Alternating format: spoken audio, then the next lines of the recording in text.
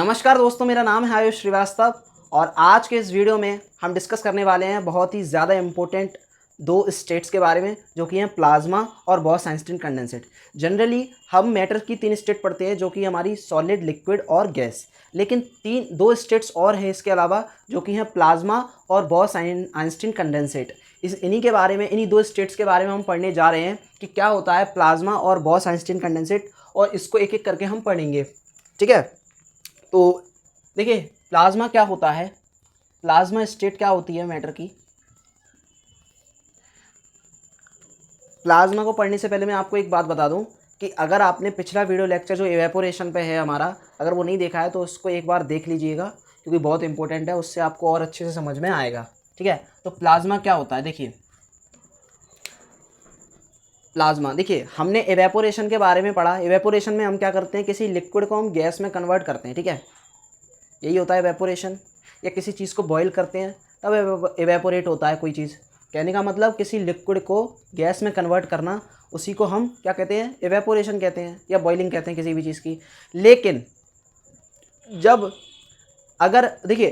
हम लिक्विड से गैस में कन्वर्ट करते हैं तो हमें क्या देना पड़ता है, उसको एनर्जी देना पड़ता है। मीन्स हमें उसका टेम्परेचर राइज करना पड़ता है, उसको हीट देनी पड़ती है।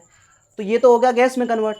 लेकिन क्या हो कि अगर हम गैस को भी और ज़्यादा हीट दें, समझ में आ रहा है, गैस को भी अगर हम और ज़्यादा हीट करें तो क्या होगा। तो देखिए मैंने आपको बताया था कि मैटर्स जो होता है वो किससे मिलकर बना होता है, छोटे छोटे पार्टिकल्स से। तो जब लिक्विड से कोई चीज़ गैसेस में कन्वर्ट होती है, लिक्विड को जब हम हीट करते हैं तो वो किस में कन्वर्ट होता है, गैस में। ठीक है, और गैस को जब हम हीट करते हैं, तो ये जो गैस होती है, इसको जब हीट करते हैं तो क्या अटेन होता है, कौन सी स्टेट अटेन होती है हमें, प्लाज्मा। ठीक है, प्लाज्मा स्टेट हमको मिल जाती है किसी भी मैटर की। ठीक है, तो प्लाज्मा स्टेट कैसे मिलती है, हम जब गैस को हीट करते हैं। तो जब गैस को हीट करते हैं तो ऐसा क्या होता है कि प्लाज्मा स्टेट में पहुंच जाता है। तो देखिए जो छोटे छोटे पार्टिकल्स जो होते हैं ना, वो जब हीट होते हैं तो उनकी काइनेटिक एनर्जी बढ़ जाती है। काइनेटिक एनर्जी बढ़ जाती है का मतलब वो जो है आयोनाइज हो जाते हैं। आयोनाइजेशन क्या होता है, देखिए आपको पता है, इतना तो पता होगा आपको कि एटम क्या होता है। कोई भी जैसे एटम है, कोई भी मटेरियल किससे मिलकर बना होता है, एटम और मॉलिक्यूल से। तो एटम जो होता है, एटम में क्या क्या चीज़ें होती हैं, एटम में एक न्यूक्लियस होता है। न्यूक्लियस में प्रोटॉन होते हैं जिनको हम पॉजिटिव साइन से रिप्रेजेंट करते हैं। तो मैं यहाँ पे पॉजिटिव लिखता हूँ। ठीक है, प्रोटॉन होते हैं जिन पर पॉजिटिव साइन रहता है, और न्यूट्रॉन होते हैं। ठीक है ना, प्रोटॉन होते हैं और न्यूट्रॉन होते हैं। लेकिन इसके बाहर क्या होता है, इसके बाहर जो है, न्यूक्लियस के बाहर इलेक्ट्रॉन चक्कर लगाते हैं। पहली सेल में इलेक्ट्रॉन के होते हैं 2 इलेक्ट्रॉन, बाकी की में होते हैं फिर उसके बाद होते हैं 8 इलेक्ट्रॉन। ठीक है, 8 इलेक्ट्रॉन होते हैं। ये नेक्स्ट चैप्टर में हम पढ़ने वाले हैं। तो अभी देखिए, किसी भी एटम में जितने इलेक्ट्रॉन होंगे उतनी नंबर ऑफ प्रोटॉन होंगे, या आप ये कह लीजिए जितने नंबर ऑफ प्रोटॉन होंगे उतने ही इलेक्ट्रॉन होंगे। नंबर ऑफ इलेक्ट्रॉन और प्रोटॉन की संख्या उसमें इक्वल होती है, बराबर होती है। तो यहाँ पर देखिए इस एटम में, सपोज करो ये एटम है एक, इस एटम में क्या है, 5 प्रोटॉन है, तो 5 ही इसमें इलेक्ट्रॉन होंगे। तो देखिए 2 तो ये हो गए। पहली सेल का मतलब, ये जो सेल होती है, क्लास होती है, इसको क्लास सेल ऑर्बिट भी बोला जाता है। तो पहली सेल में 2 इलेक्ट्रॉन होते हैं। ठीक है, और उसके बाद जो सेल आती है उसमें 8 होते हैं, ज़्यादा इलेक्ट्रॉन, ज़्यादातर मैक्सिमम इलेक्ट्रॉन कितने आ सकते हैं दूसरी सेल में, 8। ठीक है, तो यहाँ पर जितने प्रोटॉन है उतने इलेक्ट्रॉन होंगे। तो प्रोटॉन कितना है, 5 प्रोटॉन है। तो यहाँ पर 2 पहली सेल में आ गए, अब इसमें 2 से ज़्यादा नहीं आ सकते पहली सेल में। तो बाकी के इलेक्ट्रॉन, जो 3 इलेक्ट्रॉन बचेंगे, वो कहाँ पर जाएंगे, अगली सेल में जाएंगे। ठीक है, जो बाकी के 3 इलेक्ट्रॉन बचेंगे वो अगली सेल में जाएंगे। अब प्रोटॉन क्या होते हैं, प्रोटॉन मूव नहीं करते, इलेक्ट्रॉन जो है मूव करते हैं। ठीक है, तो इलेक्ट्रॉन पर क्या होता है, नेगेटिव चार्ज होता है, इसीलिए मैंने E- लिखा है यहाँ पर। ठीक है, और इसके न्यूक्लियस में अंदर एक और चीज़ होती है जो कि होती है न्यूट्रॉन। तो न्यूट्रॉन पर होता है चार्ज, न्यूट्रॉन जो होता है वो चार्जलेस होता है, उस पर कोई भी चार्ज नहीं होता। तो हमें न्यूट्रॉन से अभी कोई मतलब नहीं है, हमें सिर्फ प्रोटॉन और इलेक्ट्रॉन से मतलब है। अब देखिए होता क्या है कि जैसे सपोज करो इसमें एक और शेल होगी, शेल तो हो सकती है ना, अभी कितनी भी नंबर ऑफ शेल्स हो सकती हैं किसी भी एटम में। तो इसमें सपोज करो एक शेल होगी, एक और शेल होगी, है ना। अब ये जो शेल होगी, अब सपोज करो अगर मैं इस एटम को हीट करूँ, देखिए एटम का मतलब क्या होता है, एटम का मतलब होता है इलेक्ट्रॉन और प्रोटॉन बराबर है, मीन्स वो एटम जो होता है वो स्टेबल होता है, वो किसी से भी रिएक्ट नहीं करता, और फ्री स्टेट में एटम कभी भी पाए नहीं जाते, एटमॉस्फेयर में मॉलिक्यूलर स्टेट में ही पाए जाते हैं, फ्री एटम कभी भी नहीं होगा। जैसे आप जब हाइड्रोजन को लिखते हो तो हाइड्रोजन कैसे लिखते हो, H2, मीन्स इसमें 2 एटम है हाइड्रोजन के, हाइड्रोजन का मॉलिक्यूल क्या होता है H2, O2, ऑक्सीजन को लिखते हैं तो O2, सल्फर को लिखते हैं अपन तो क्या लिखते हैं S8, फॉस्फोरस को लिखते हैं तो क्या लिखते हैं P4। तो कभी भी कोई भी अकेला एटम एटमॉस्फेयर में नहीं पाया जाता, यह आप ध्यान रखिए, ठीक है।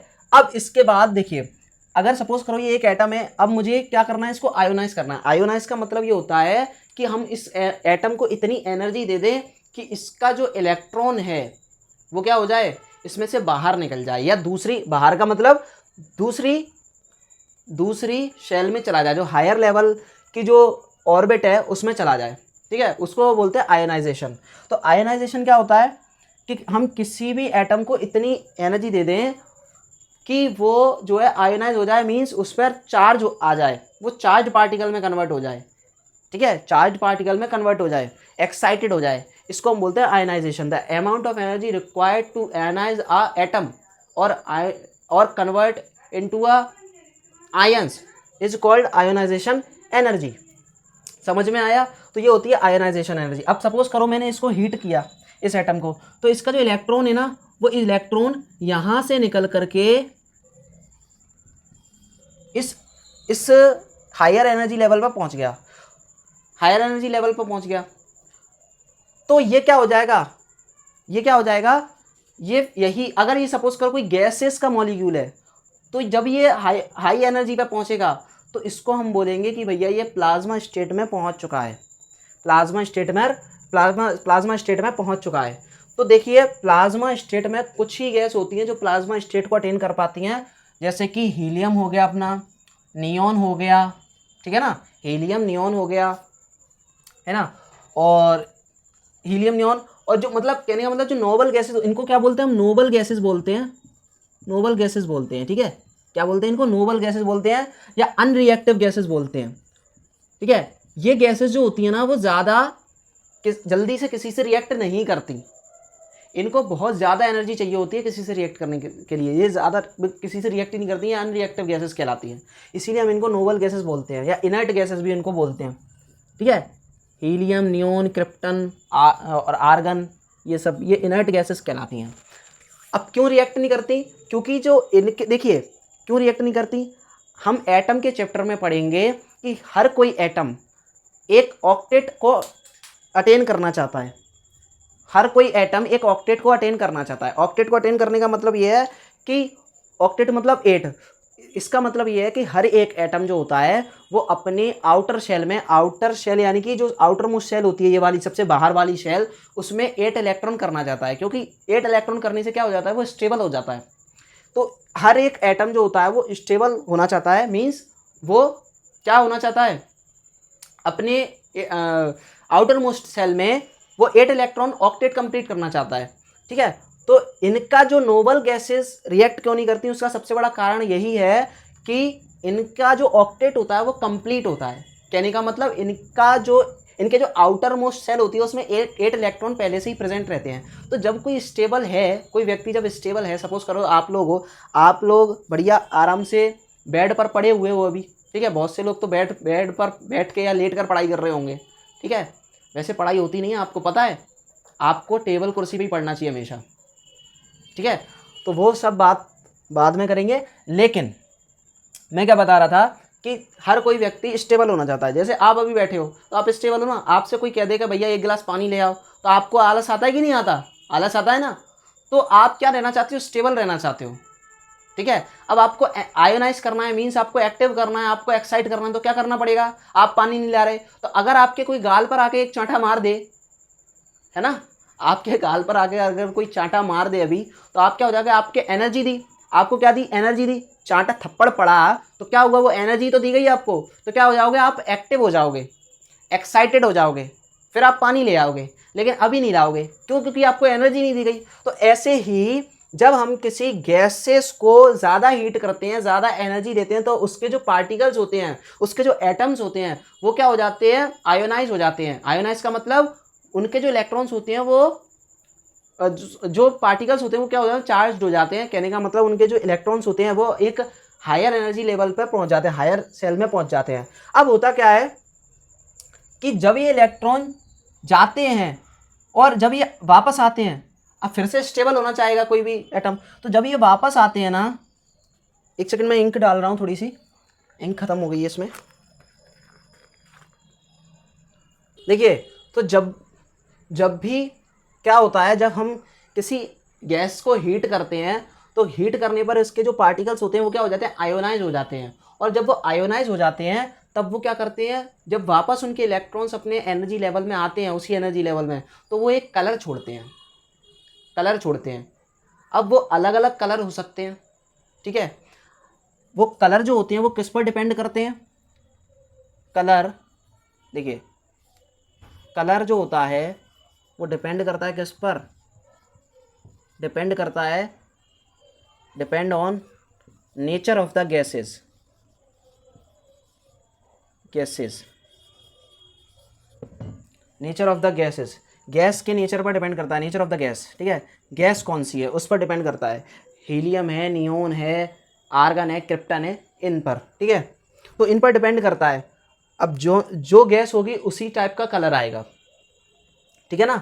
तो ये समझ गए आप कि प्लाज्मा क्या होता है। प्लाज्मा का मतलब सुनिए, जब हम किसी गैस को ज़्यादा एनर्जी दे देते हैं तब क्या होता है, उसके जो पार्टिकल्स हैं वो आयोनाइज हो जाते हैं। आयोनाइज का मतलब उसके जो इलेक्ट्रॉन्स होते हैं वो जो पार्टिकल्स होते हैं वो एक्साइट हो जाते हैं, मीन्स उसके जो इलेक्ट्रॉन्स होते हैं वो क्या कर जाते हैं, हायर एनर्जी लेवल में चले जाते हैं। और जब वो उस एनर्जी लेवल में वापस आते हैं तो एक कलर छोड़ते हैं, कलर छोड़ते हैं। तो वो कलर डिपेंड करता है किस पर, नेचर ऑफ द गैस पर, कि गैस कौन सी है, ठीक है। सभी गैसेस अलग अलग, और ज़्यादातर प्लाज्मा स्टेट कौन अटेंड करता है, नोबल गैसेस, या जिनको हम इनर्ट गैसेस बोलते हैं, ठीक है। ये हो गया आपका क्या, प्लाज्मा स्टेट। जैसे अब एग्जांपल देखो, तो एग्जांपल में आपके स्टार्स आ जाते हैं, ठीक है ना, स्टार्स, सन, इनमें क्या है, इनमें सब ये प्लाज्मा स्टेट ही है। और आपको बताऊं, और जो आप देखते हो रोड पर, जो जब किसी रोड पर जो साइड में वो लगी रहती है ना लाइट सी, हालांकि वो जलती नहीं है, लेकिन जब उन पर लाइट जाती है थोड़ी सी तो वो चमकती हैं, है ना, चमकती हैं। वो क्यों चमकती हैं, क्योंकि उनमें प्लाज्मा स्टेट होती है, ठीक है। तो जो लाइट होती है वो भी चमकती है, तो वो प्लाज्मा स्टेट होती है। तो ये सन, स्टार्स, ये सब एग्जाम्पल हैं। सन में क्या है, हीलियम गैस है और हाइड्रोजन है, इन दोनों के बीच में रिएक्शन चल रही है। हीलियम क्या है, एक नोबल गैस है ना। तो इस वजह से वो चमकते हैं। अपन ने पढ़ रखा है ना, हमने पढ़ रखा है कि स्टार और सन की खुद की लाइट होती है। प्लेनेट किससे चमकते हैं, सन की लाइट से, लेकिन स्टार और सन की खुद की लाइट होती है, क्योंकि सन भी क्या है, एक स्टार ही है। और उसमें क्या होता है, गैसेस होती हैं, गैसेस में रिएक्शन होती है आपस में, जिस वजह से वो क्या हो जाती हैं, आयोनाइज हो जाती हैं। समझ में आया आपको, ठीक है ना। तो ये कारण है इसका। अब अगली स्टेट की ओर बढ़ते हैं, जो कि हमारी बॉस-आइंस्टीन कंडेंसेशन, बॉस-आइंस्टीन कंडेंसेशन। क्या है बॉस-आइंस्टीन कंडेंसेट,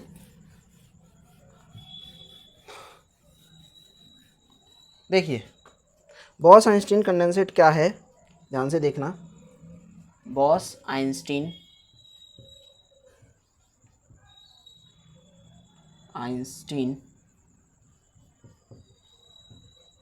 कंडेंसेट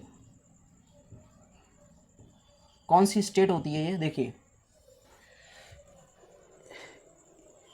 इस स्टेट को अटेन करने में थोड़ा सा हमारा एक इंडियन साइंटिस्ट का भी जो है रोल है इसमें, जो कि हमारे एस.एन. बोस।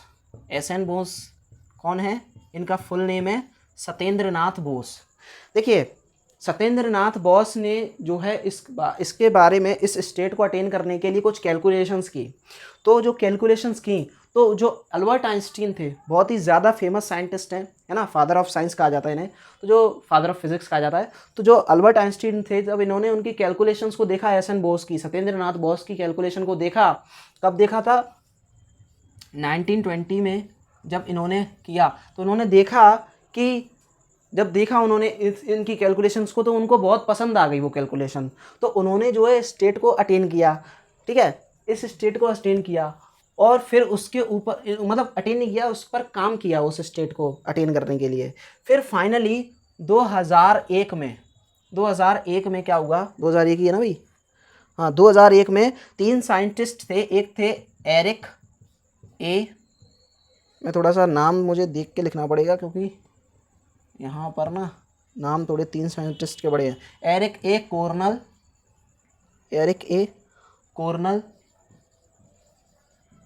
और वॉल्फगैंग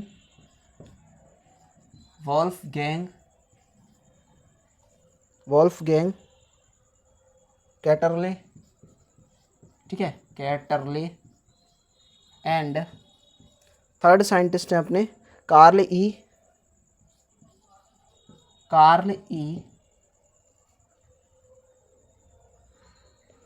वीमन। तो इन तीनों साइंटिस्ट को 2001 में जो है इस स्टेट को अचीव करने के लिए क्या मिला, नोबेल प्राइज़ मिला, ठीक है।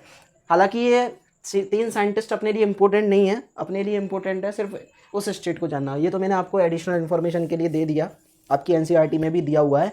तो ये जो बॉस आइंस्टीन कंडेंसेट थी, अब इसको कैसे हम अटेन कर सकते हैं, तो जब कोई लो डेंसिटी की गैस को, क्या कह रहा हूँ मैं, देखना, लो डेंसिटी वाली गैस को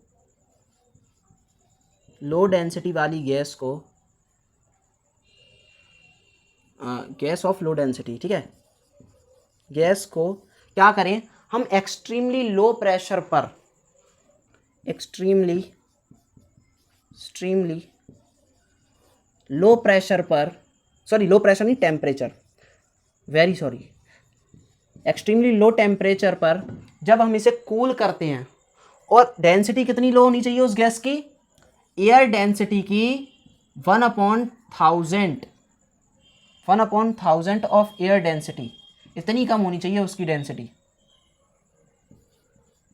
तो जब हम ऐसी गैस को एक्सट्रीमली लो प्रेशर पर, अब कितना लो प्रेशर, लगभग 0 केल्विन, 0 डिग्री नहीं लिख रहा हूं मैं, 0 केल्विन, 0 केल्विन का मतलब -273 डिग्री सेल्सियस पर जब हम इसे एक्सट्रीमली लो प्रेशर पर, लो टेम्परेचर पर इसको कूल करते हैं, तो हमें क्या मिल जाता है, वो स्टेट कौन सी होती है, बोस आइंस्टीन कंडेंसेट। क्या कौन सी होती है, बोस आइंस्टीन कंडेंसेट। गैस कौन सी रखनी है वो याद रखना, गैस रखनी है हमें जिसकी डेंसिटी एयर की डेंसिटी की 1/1000 हो, ठीक है, 1/1000 हो। ऐसी गैस को हमें एक्सट्रीमली लो टेम्परेचर पर जब हम उसे कूल करते हैं, तो जो स्टेट होती है वो कौन सी स्टेट होती है, वो स्टेट होती है बोस आइंस्टीन कंडेंसेट, या इसको हम बोलते हैं BEC, ठीक है। तो आज के लेक्चर में बस इतना ही। आई होप आपने ये लेक्चर एंजॉय किया होगा और आपको थोड़ा बहुत समझ में भी आया होगा, थोड़ा बहुत क्या, बहुत ज़्यादा समझ में आया होगा, ठीक है। जितना आपकी एनसीईआरटी में दिया था वो मैंने आपको बताया। अगर आपको फिर भी कोई डाउट है तो आप मुझसे कमेंट सेक्शन में लिखकर पूछ सकते हैं। और तब तक के लिए खुश रहिए, स्वस्थ रहिए, मस्त रहिए। Thank you so much.